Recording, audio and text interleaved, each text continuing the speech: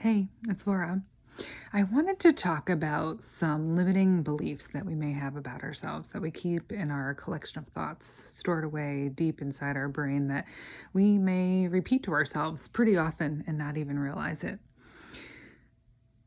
The more we become aware of the way that we're talking about ourselves and to ourselves all day, the quicker we can move forward. So, becoming aware is a really big step.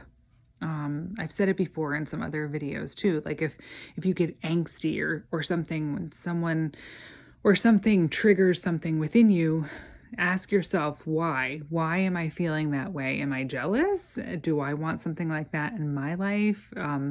Where what other processes is that triggering? So once we become aware, that's really important.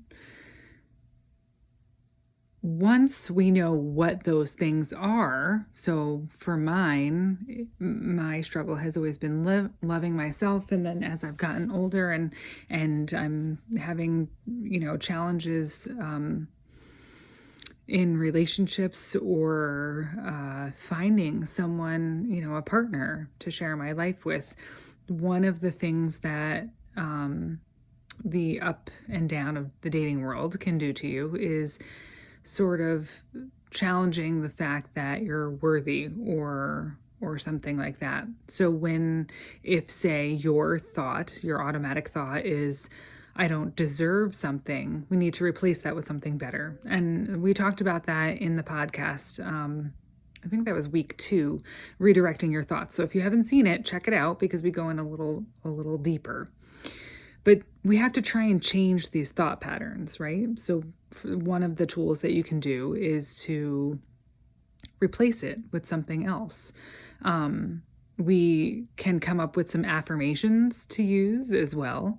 Instead of saying, I don't deserve love or I'm never going to find love or having some sort of negative spin on that, we can simply replace that with something else that says, I am deserving of love. I am worthy of love. I'm worthy of having someone love me and love someone else in return. And we have to be consistent with what we do. So we're manifesting something, yes, but we can't just write it down on a piece of paper. We have to actually be in line with those goals. So we believe what we want to achieve, and then we have to take aligned action. If you don't take action on anything, nothing's going to change. It's just a wish and a prayer. We have goals. We make vision boards, right? Just because it's hanging on the wall doesn't mean it's going to come true. We're going to take those action steps toward achieving those things. If we want to buy a house, we know we need to save money. We need to, take all those steps in order to buy the house. We don't just put a piece of paper on the wall. So it goes the same with your thoughts as well.